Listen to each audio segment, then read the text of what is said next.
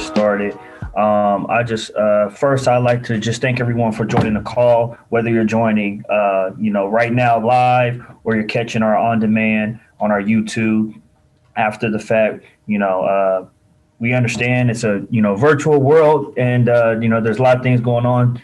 Some of you all may be working, some of you all may be, doing some schoolwork. So catch this session after the fact. If you miss it on our YouTube page, you can find our linked tree link on our Instagram at LTWLA_Columbus.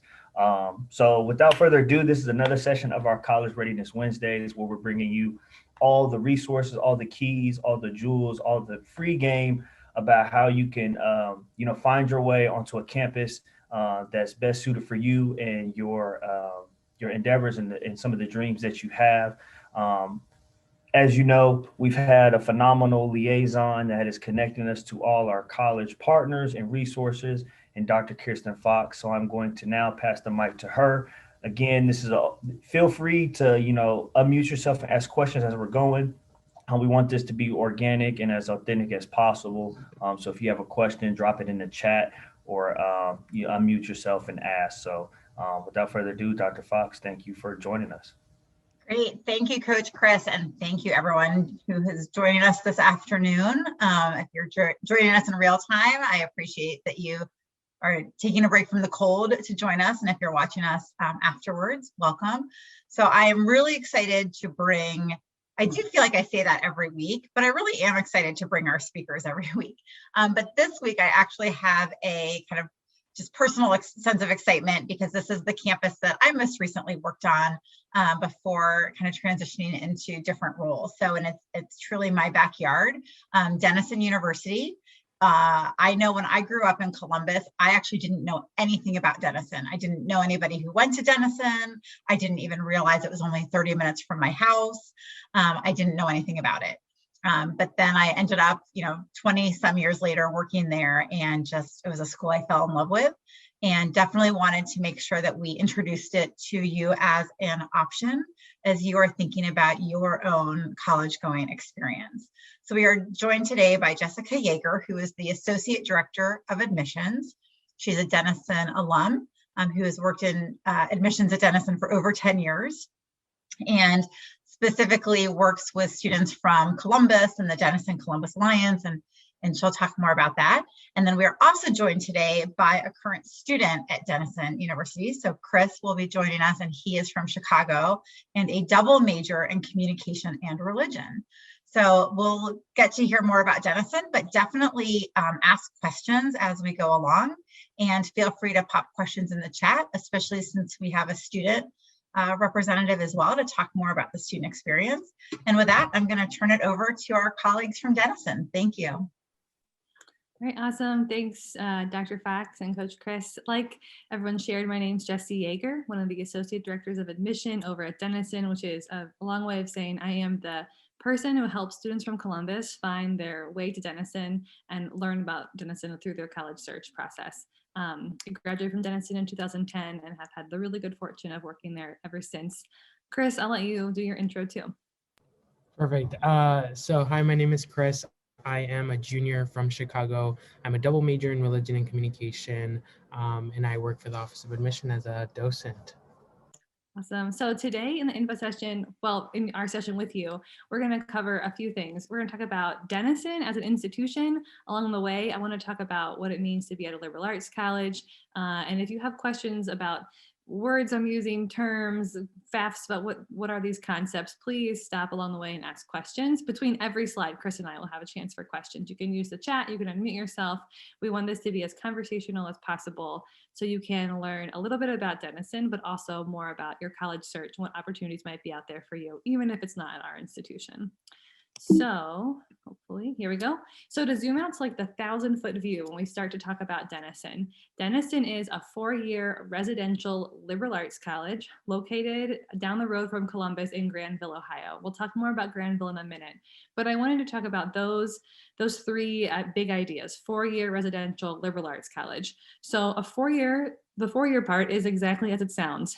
Everyone at Denison is on what my dad called the 4-year plan, meaning you graduate 4 years after you come in from Denison. So all the experiences you're going to hear about here from Chris and myself are within those 4 years, 8 semesters of your college experience.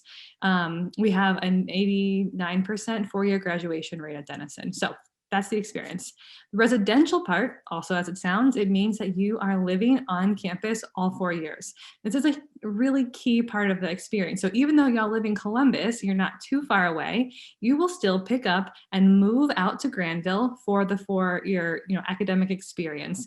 There are no rules about like you can leave campus, you can go home, you can visit your family. There's no curfew, no one's checking your name off a list every night. But the idea is that you are going to call Granville your home for the academic semester at least. And that students from all over the country, all over the world are also going to be here. So at Denison, we have 2,300 students in our entire student body, which makes us really small, especially compared to a place like Ohio State down the road, right? That's 50,000 students. We have 2,300 students. And our students are from every state, 50 countries, and 80% of them are not from Ohio. So y'all will be in the minority as Ohioans. We'll talk more about that too. So that's the residential piece, living on campus all 4 years. And then the liberal arts part has to do with the kind of school that we are. So I think most students, when they think of college, they think there are different kinds, maybe good kinds and bad kinds. And that's not as nuanced as it is helpful. There are different kinds of schools, like different types. And the type of school you go to will affect the type of experience you have. So one type is a liberal arts college. Denison, Capital, Ohio Wesleyan, Wittenberg, Otterbein, all liberal arts colleges here in Ohio, in central Ohio. There's another type, large public research universities, Ohio State, Northwestern, Purdue, anything in the Big Ten, large public research school. There are arts and design colleges, CCAD. There are community colleges, Columbus State. There are military colleges like West Point. So, right, the kind of school you go to will impact the kind of experience you have. So a liberal arts school emphasizes critical thinking. It has a residential experience, and it usually values exploring. You don't have to know what it is you want to study right away. We'll talk more about academics as we go, but to paint you in the broadest sense, we're a liberal arts college down the road in Granville, where you'll live for 4 years with students from all over the country and all over the world. Chris, any thoughts on, I don't know, liberal arts or the insights from your perspective? I mean, I think that you did a pretty good job summarizing for now, because I feel like most of these will kind of jump throughout the rest of the presentation. So I think that for now, it's pretty good. Okay, great. So Granville, I'm guessing, is a place that y'all are not incredibly familiar with. Really, unless you've been to Denison, you probably have not been to Granville, but we are not far from Columbus, like Dr. Fox said. So if you hop on 161 around Easton and you go east past New Albany, past Gahanna, past New Albany, and you get not quite all the way to Newark, that's where we're located. We're located in Granville. This little map on the bottom right-hand corner will show you. Granville is a New England style village. It looks quite different from Columbus, and that's where our college is set. We're actually on a huge hill in Granville. So we are up here. This is a picture of downtown Granville, which is the bottom of the hill. I mention that because I think it creates a cool community dynamic where we are in this community, but we also are quite set apart. I have felt when I was a student quite safe in Granville. It's a safe community, and there are people, it's very well into, like, the students have our own space up on the hill, and then Granville has its own space below. Lots of dining options, kind of a quaint little New England village for you to be in when you're in your academic experience at Denison. And then Chris is from this big city, so I'll let him talk about that. Yeah, definitely. I think that Granville was definitely an essential for me that I didn't realize like when I first arrived at Denison. Coming from a big city, it could be a little bit daunting moving into more centralized Ohio. But I think that Granville really captured at least the basic essentials of what kind of composes a city. There's a variety of restaurants, from Vietnamese to Mexican to Chinese to vegetarian to vegan, that I honestly would have not have expected at all. One of my favorite restaurants is called Alfie's. Absolutely phenomenal restaurant. It's like a sandwich shop. So I think that there's definitely a lot of variety in there. I think that the community relationship that we've established with the Granville is phenomenal. I have a huge amount of friends who are in like dog walking pages or babysitting pages. And so or that was a lot pre-COVID. And so hopefully once COVID is kind of beyond us, I think that that is something that we all kind of look forward to from Granville. So, and it's pretty cheap and not as expensive as what a big city would entitle. I'm glad you brought up COVID too. So for y'all to know, we are having an in-person semester at Denison this spring semester. We were also in person in the fall. I'm really proud of our students, our campus, our administration for leading well through, an incredibly, troubling and challenging time. We were able to, we're 100% residential, like I mentioned. We were able to keep campus open all fall, even with all of our students living here. And then we've been able, we learned a lot of lessons that we're using again this spring. A big part of that was moving things outside. So this fall, there were tents outside. You could reserve a bonfire, a fire pit. Like we moved everything outside.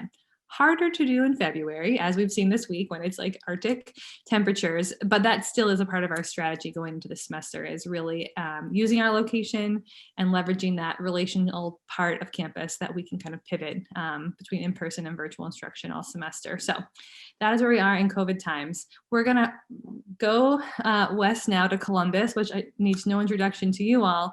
Columbus is our neighbor to the west. You probably know, 14th largest city in the country. I think for our students, Columbus can be a variety of things. I mean, for y'all who are so familiar with it, you already know about the opportunities at Easton, the Ohio Theater, the zoo, the professional soccer and hockey. Many of our students, 80%, are not from Ohio, so Columbus is a place they're interested in connecting to. For other students, Columbus is a place that they do a lot of professional growth. So we have friends of the college that are, JP Morgan, Wendy's, Big Lots, Nationwide Insurance, all located in Columbus, that will have our students out for internship or for shadow days. We have our own careers site down in the Arena District called the Launch Lab that we're using for careers programming for our students. So again, you won't be living in Columbus, you'll be living in Granville, but you may still find yourself back in your backyard on the weekends or in the summers with Denison. And I'll let Chris say more. Yeah, definitely. I think that, like Jesse said, like Columbus means a lot of different things to a lot of different people. To me, it's just being in the city itself, kind of getting that city vibe. Honestly, it's very hard to describe what a city vibe is as well. But just knowing that there's just a lot of interaction and still that sense of community is something that I kind of really liked about Columbus. Something that I'd mention is that I don't have a car on campus, but something that I usually very much so appreciate is that a lot of my friends have cars on campus. And so pre-COVID, we used to go at least once a month during the semester, just to kind of get out of just Denison and just be able to explore what the city entitles. Most of us are not from Ohio, and so it just kind of wanted to give us a new sense of what living in a different state was actually like, because kind of gives us that best of both worlds, living in centralized Ohio. So that's always really nice. As well as we do have rental cars on campus, which is available for all students. So that's just another FYI. But I think that there's just a lot of different opportunities, mostly in Columbus, a lot more variety in terms of restaurants and things in that nature. I know that there are a few departments that do a lot of different events in terms of going down into Columbus. In my first year, I went to like a Blue Jackets hockey game that was completely free. And so I think that that's phenomenal. Yeah, you'll definitely find yourself back in Columbus, I would say, throughout your experience. So relationships, this is a huge part of the Denison experience. And I want to highlight that I mentioned before, liberal arts colleges, and kind of what is a liberal arts college? Generally, they're smaller schools with a residential component that have a large emphasis on relationships. So if you like being in classes where you know all the people around you, or at least many of them, you have a relationship with your teacher, you feel like you're, kind of known in that academic space, that relational element, I think, would feel very familiar to you at a liberal arts college like Denison, or I mentioned a few others earlier. For us, we very intentionally ask you to live on campus all 4 years. we know that most students grow up in a environment that is much more homogenous than they might prefer, and very few of us choose where we go to school for K-12 and who our peers are. And so for a lot of students, Denison is the first time where students are choosing to connect across difference, be that racial difference, economic difference, gender difference, and live in a community where people are not like them necessarily. So Denison is a predominantly white institution. We do have a variety of, different diverse groups. I think I may have shared this, but about 40% of our students are students of color. About 1 in 3 of our students are the first in their family to go to college. And about 1 in 4 of our students have the Pell Grant, which is a way of saying significant financial aid from the federal government to help them through their Denison experience. So it is a place, like I said, PWI, but I think we have a large emphasis on diversity. And really the foundation of Denison is everyone lives here. It is your home.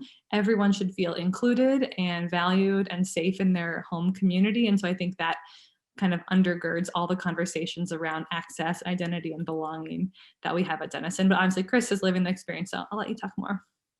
Yeah, definitely. I think that at first when I was looking into Denison, I think that 4-year residential was a little daunting for me coming in as a first-gen student, not knowing what to expect.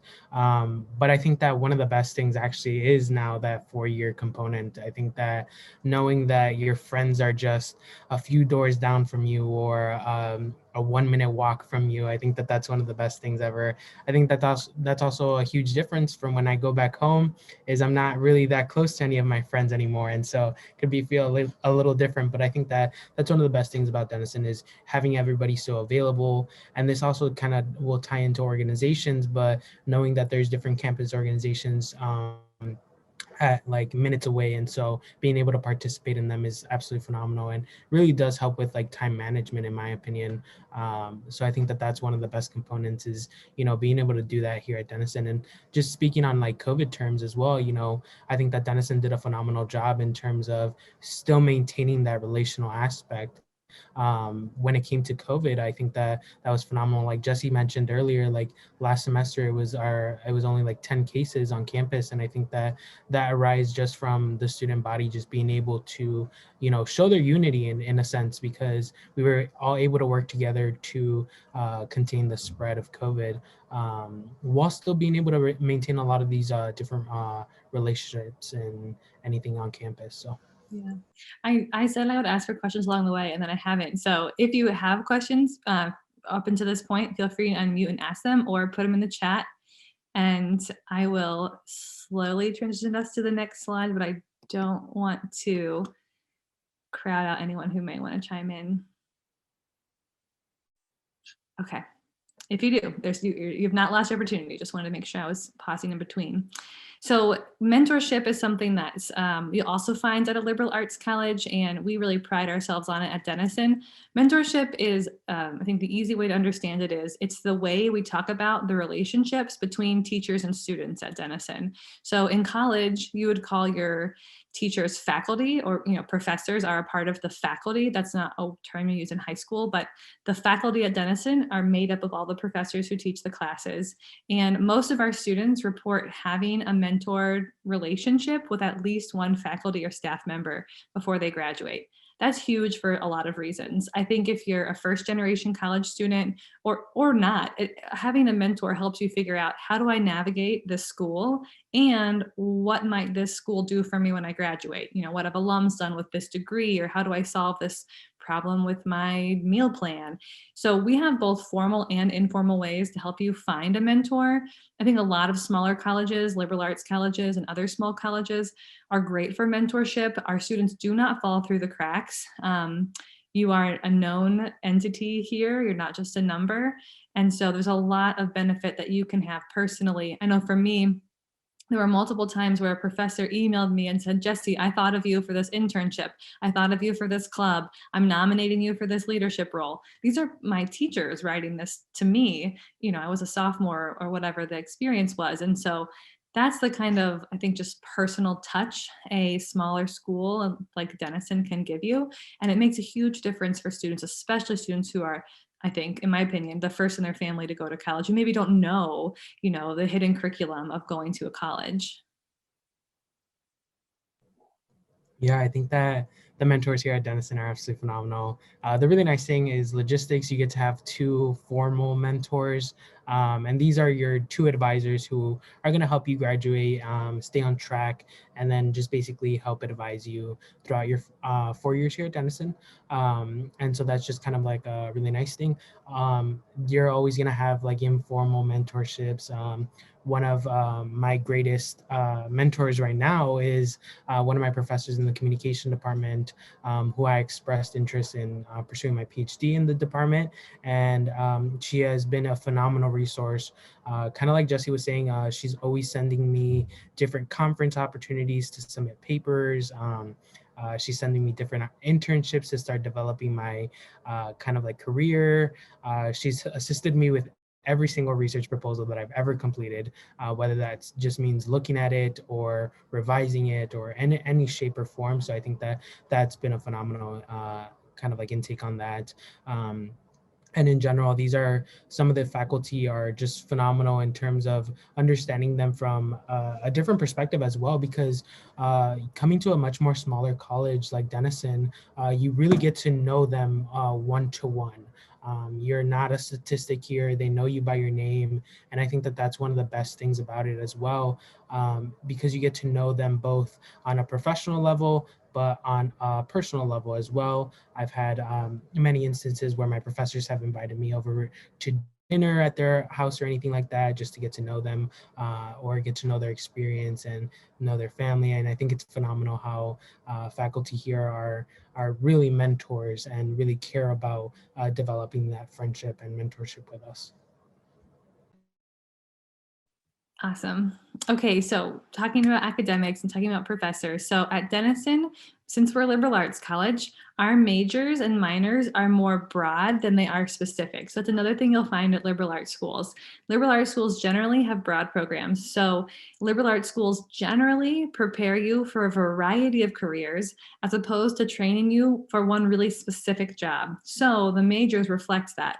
So at a place like Denison, we don't have a business major, we have economics. We don't have nursing, we have biology, we don't have engineering, we have physics. So this idea that when you're picking your major at Denison, it's going to be a broader course of study than education teaching, because we were going to give you a degree in the field that you can take a lot of different directions. So some students will say that's really not the best path for me. I know without a shadow of a doubt, all I want to do is be a nurse. And Denison is not the most direct route into nursing. You can get there, but we're not the most direct. And so I think when you're looking at what kind of college might be a good fit for you, whether or not you have your major absolutely figured out doesn't have to be a linchpin in your search, but it can help you. So at a liberal arts school, we really value exploring. You actually do not have to declare your major until the end of your sophomore year, and you will still graduate on time in 4 years by the time you get through this last 2 years at Denison. A lot of students explore here. I majored in sociology and anthropology. I didn't know what that was when I was in high school. I would have never sought that out in my college search, but through taking courses, I discovered that program here at Denison. So our biggest majors are economics, communication, biology, and a program called global commerce, which is kind of an international markets major. Global markets. We have new majors in global health, health, exercise, and sports studies, HES, data analytics. So, and then, most of the other ones that you could imagine, broadly speaking, we have. A lot of students here will double major, which is having 2 things in their major, and or minor. So I think our students are curious and they want to make different combinations. And so they do have, I had a major in sociology, anthropology, and a minor in Spanish and educational studies. Not because I was trying to do everything, mostly because the heart of my interest was when you combine those 3 programs. And I discovered that while I was here. So if you don't know what it is you'd like to do professionally, that's really reasonable. You are not even 18, most likely. A liberal arts school could really help you explore and then figure out what careers are available to you. So I'll let Chris talk about his academics. Yeah, I would say that in just general spectrum, I think that the majority of Denison students say that they're committed to something and then that end up changing it a different route. I could attest to that. I was a computer science major at some point, and now I'm religion and communication. So that's pretty funny. I didn't stumble upon religion in the same spectrum. I kind of just took a class for my general education requirement. Then I took a few more because I kind of did like the class component. And then I accidentally double majored in it. So that's also very common, is accidentally doing something like that. And so I think that that's also just one of the best things about Denison.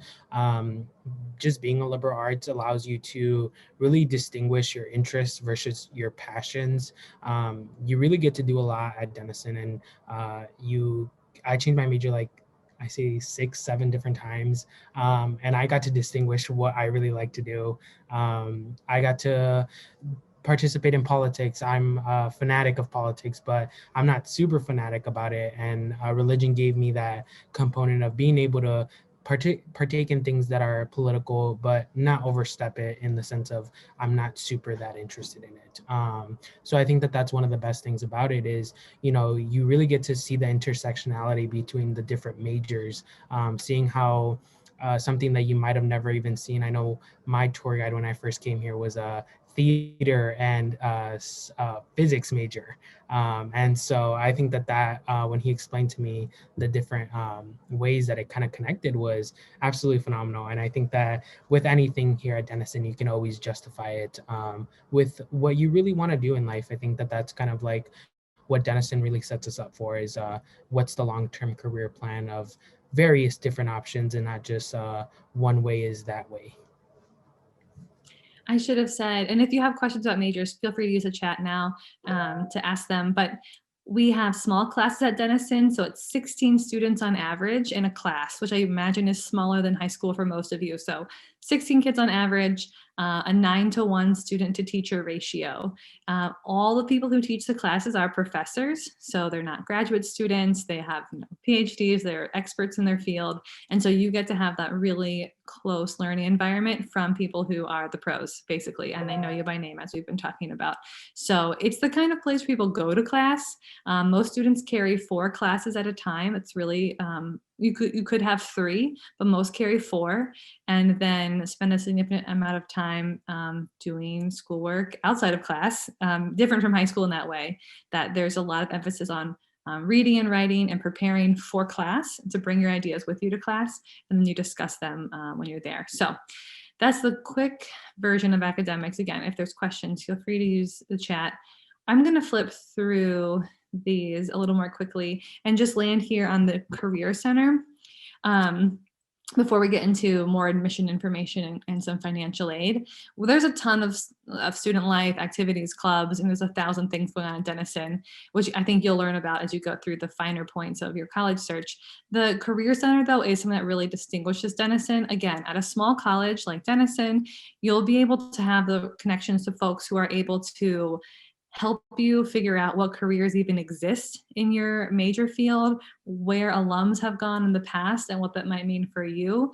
The Knowlton Center is our career center at Denison, and the cornerstone of their work, I think, is the summer internship program. So at Denison, we don't have classes in the summer. Everyone is in fall semester or spring semester to be in the classroom. And then over summer break, our students are doing internships, research, meaningful study abroad, something locally or even internationally. The internship program, you do not have to have your own internship found. We will help you find an internship.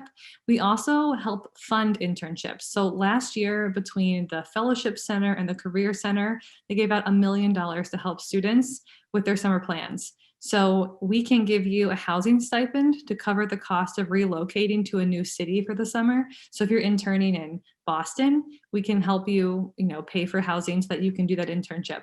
Similarly, if you're doing an unpaid or underpaid internship, we can pay you as an intern to go do that work wherever you might be that summer. So we don't want you to choose between your summer job at Kroger and an internship that is unpaid. We will pay you for the internship so that you have that experience professionally as you figure out where you'd like to go after Denison. So I would say the Career Center is a place students go freshman year through senior year. They try to be as welcoming as possible, and I'll let Chris talk about any experiences he's had with Knowlton.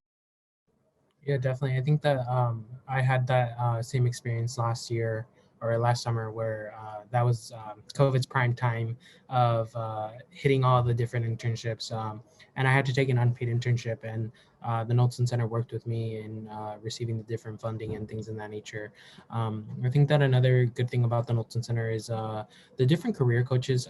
They have regular student workers there who is a really nice benefit for any on-campus jobs, because most of the time they've had experience with the employer or somebody who knows the employer, and so that just kind of brings those connections back up. They have the regular career coaches. Some of these are focused in specific areas. So if you're interested in going to law school, if you're interested in going to med school, if you're interested in grad school, if you're interested in the humanities, if you're whatever, it kind of, the list goes on. And I think that that's kind of like something really nice, is that they really help to work with the different traffic that they might endure in terms of the different majors. And so if you definitely need the help in terms of career exploration or anything like that, they're definitely there and available. I think that also the last thing is the Knowlton Center has a career grant that allows you to receive funding for some of these different materials if you're interested in going to law school or med school or graduate school, whatever it might be, or if you have an interview in New York and you're in Columbus and can't afford a flight, they definitely do their very best to assist you in some way, shape, or form so that you don't miss those opportunities. And I should have said this at the outset, but at Denison, we only offer bachelor's degrees. So that's the next step right after high school, a 4-year bachelor's degree. Our students who want to go to graduate school and earn master's degrees, law degrees, medical degrees, they are using the Career Center to apply to medical school, to apply to law school after they finish up their 4 years at Denison. So you have to do your bachelor's first, and then you can apply to another university for your graduate degree. So we don't offer grad degrees at Denison, but our students certainly get into top grad schools, and we help them get ready for that through the Career Center. Okay, so some admission info for students. So if you are a junior, you're probably starting to think about your college search. So I'm just going to give you a very broad overview. This is general information, and then the next slides after this will be more specific to students who go to Columbus City Schools who are eligible for the Denison Columbus Alliance. So generally at Denison, it is a pretty selective admission process, but we try to make it as simple as possible for our students. So there is an application called the Common App. It is an application online, and the idea between the Common App is that you fill it out one time and then you can zip it off to all the schools you want to apply to. It doesn't open until August of your senior year, so there's no action items right now if you're a junior, but hopefully you put your name, your mom's name, your birthday one time, and then all the schools will receive the same information. At Denison, it's free to apply if you use the Common application, and our students, we're evaluating them based on their academic qualifications for admission, as well as some personal qualifications. So we did have about a 27% admission rate last year at Denison. So it's challenging to get admitted, but it's not Stanford, right? It's not 3% admission rate, but it is challenging. So not every liberal arts college has an admission rate below 50%. Many have admission rates above 50%, really.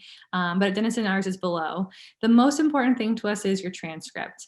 And so the transcript is the record of all the courses you've taken in high school, all of the grades you've gotten in those classes. In some cases, it tells me how many days you've been absent. It tells me if you took the ACT or the SAT, it might be listed in a transcript as well. So that's half of the admission decision component at Denison. We are test optional, which means you do not have to take the SAT or the ACT to be admitted to Denison. So those are two tests that you probably heard lots about. Everyone's stressing about them. Even before the pandemic, for the last 13 years, Denison has been test optional, which means you do not have to submit your SAT or ACT scores to be eligible for admission or for scholarships. So you don't have to send them in at all. We do offer students the opportunity to interview if you're interested in doing that. You can obviously come and take a tour. We read your letters of recommendation. We'll write an essay through the Common App that we'll read as well. So it's a combination of academic and personal qualifications that we're looking at. Denison also offers financial aid. And so students are eligible for both merit aid and need-based aid. We meet 100% of your demonstrated financial need at Denison. So although the price tag at private schools, Denison included, can be quite high, you actually, if you have a lot of financial need, if your family really needs a lot of assistance, your actual bill that you pay may be significantly reduced. Private schools generally are able to give out more funding than public institutions because of our internal setup, but we will have higher price tags initially. So that's something to think about as you do your search. And I'll talk more about the Denison Columbus Alliance, but I want to say the Denison Columbus Alliance is one way into Denison, but it is not the only way. If you are from Columbus City Schools, you can receive the exact same amount of financial aid without Denison Columbus Alliance. It'll just be called something else. So anyway, don't think that just because you go to Whitehall or Charles School or a charter, that you're not going to get in and you're not going to get aid. We offer need-based aid to students all over the country, not just kids here in Columbus. So, and I don't know, Chris, if you have anything to share about the admission process before we jump in further. I think that it was pretty straightforward when I was applying for it. So it's very holistic as well. So yeah, it is. Yeah. Okay. So Denison Columbus Alliance. So I mentioned this before. This is for students who are going to, or I should say, will graduate from a Columbus City high school their senior year. So if you have been at a charter and you transfer into Columbus City, or if you just arrived in the US from another country and you're landing in Columbus City School, you will be eligible for the Denison Columbus Alliance.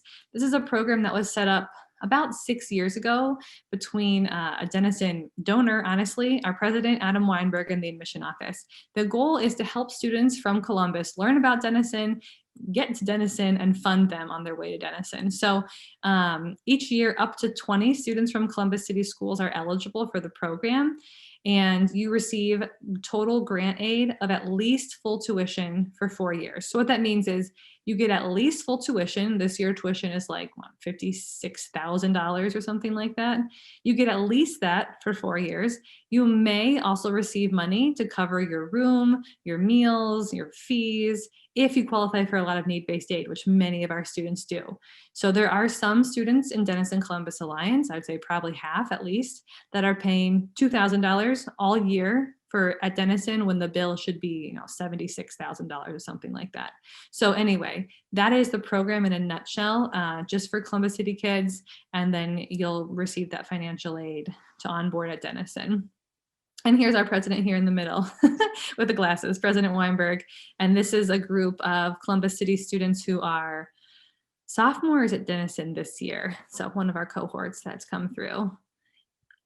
Timeline for Denison Columbus Alliance. So this is not a program that you'll be really hearing much about until junior year, perhaps, but probably senior year.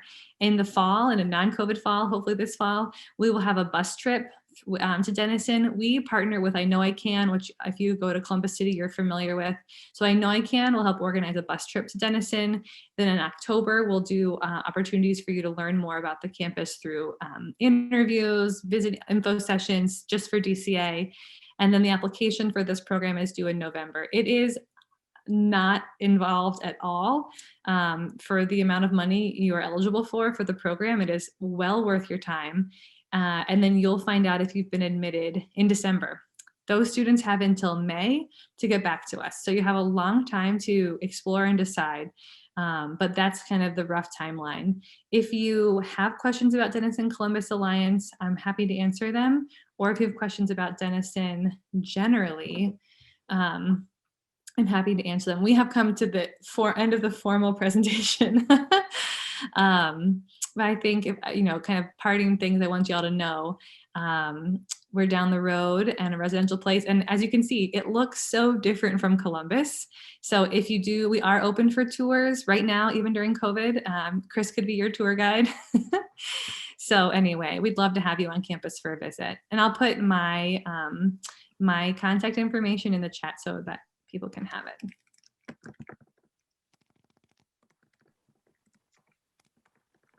Jesse, before I want to make sure people have time to ask questions. So first, thank you. Thank you to both you and Chris for giving your insight. Could you talk a little bit more about kind of, you touched on it, but I think it's just really important to really just kind of drive home in a sense that you reference kind of the sticker price of Denison with the full tuition. And I think people can hear that, 50,000 plus for tuition and automatically just, turn off the video or walk away.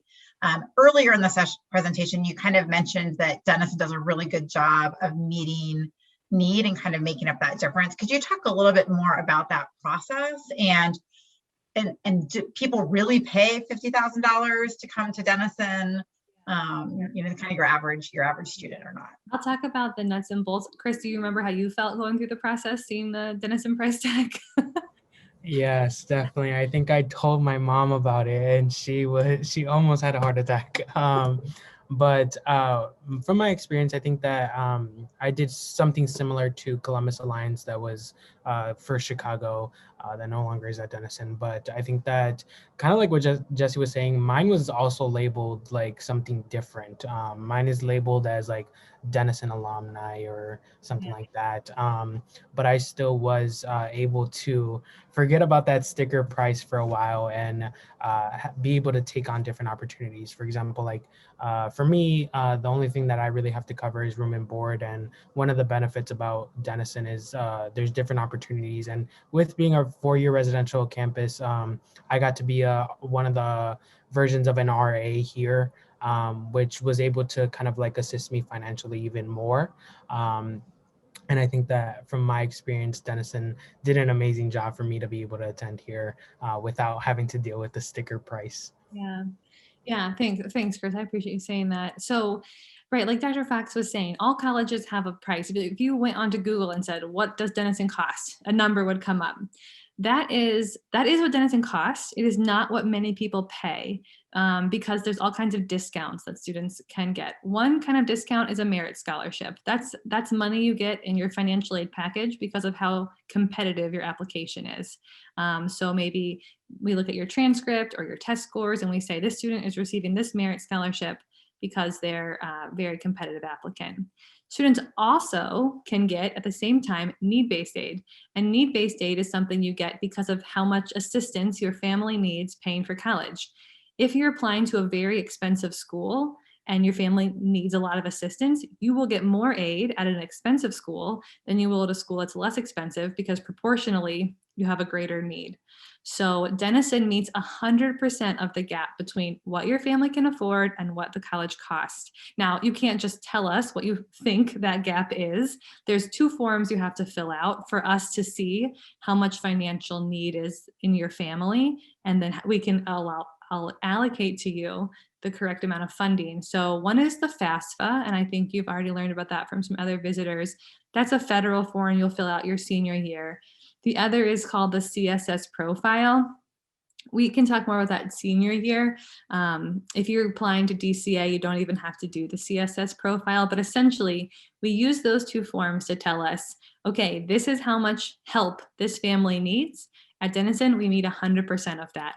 So not every college does that. We are very fortunate to have the financial resources to do it. I think every college would like to do that. It's not a mean-spirited thing other places. Denison is financially healthy enough to be able to meet 100% of the need for students who apply. So I think it's possible for some people at Denison are paying, $76,000 a year. Other students are paying $2,000 or less for the entire year. And that includes their meals, their housing, their tuition, everything on campus. So you can have a job here.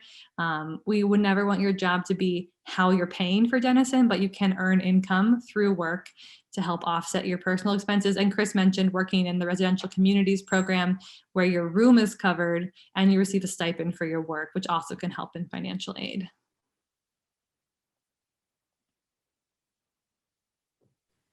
Thank you, Jesse. I just wanted to drive home that point that so many students actually are able to get the financial resources through Denison.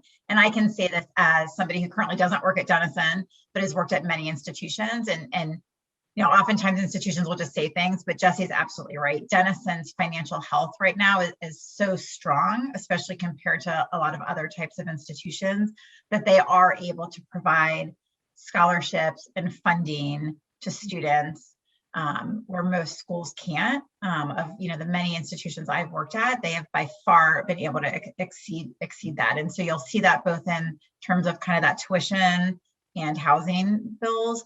But again, as they were talking about summer internships, or if you wanted to do research in the summer, right? Oftentimes you can go make more money, working, back in a summer job. And so the school will actually give you kind of the same stipend so that you can get that academic experience or that internship experience that's going to help you after college without having to worry about losing money because you aren't taking that summer job.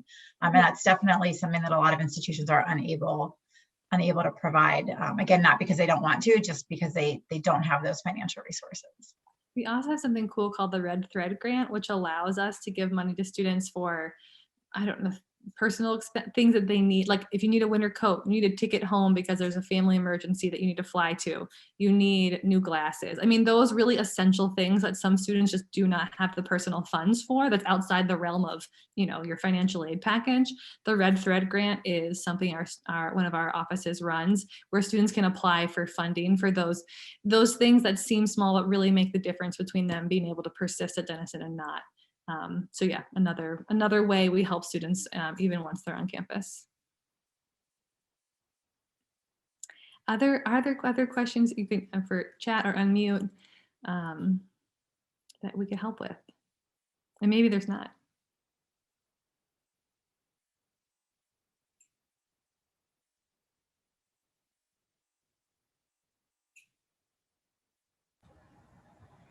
All right. Well, it sounds like we got a shy group today, but it's all right. You guys gave a lot of great information. Chris, I really love your story. I always get excited. We constantly get reps in, but we're not able to have a student, right, come in and tell their perspective and their journey. I think that, inspires, young people that's on the call, and it just gives you an opportunity to kind of like give back to the people that helped you, right? Like to get to where you are. So that's really cool that we're able to do that on this platform. I thought I saw a question come in. Give me one moment. Okay, no. So someone said no questions. Just really appreciate your time. So again, I thank both of you all for coming. For those that are watching on demand, you can follow us on our Instagram and Facebook. Our Instagram